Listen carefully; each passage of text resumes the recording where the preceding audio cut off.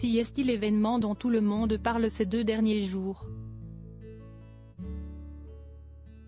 Ce vendredi 10 février, en début de soirée, l'humoriste Pierre Palmade a été à l'origine d'un grave accident, qui a impliqué une femme enceinte, son frère qui conduisait mais également son fils de 6 ans.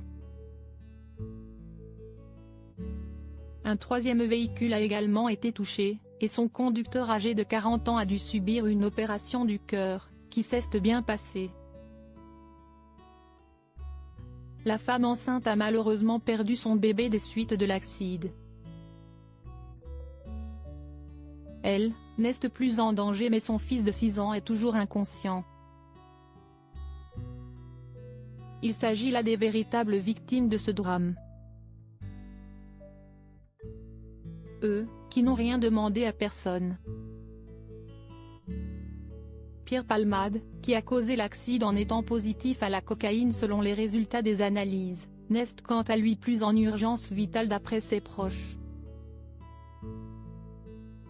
Un proche des victimes est depuis sorti du silence et a exprimé sa colère envers l'humoriste.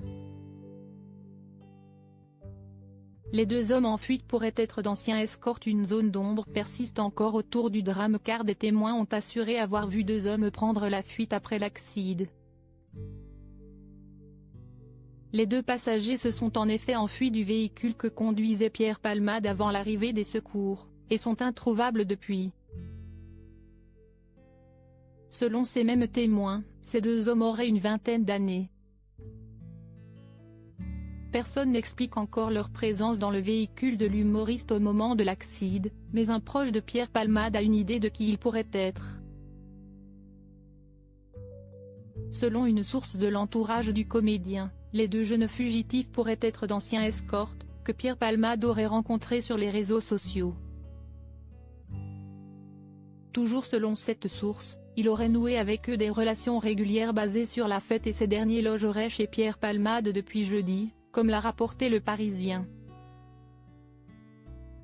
Un témoin avait également certifié avoir vu l'acteur consommer des stupéfiants avec 2 jeunes dans l'après-midi du vendredi 10 février, ce explique l'état du comédien au moment de l'accident.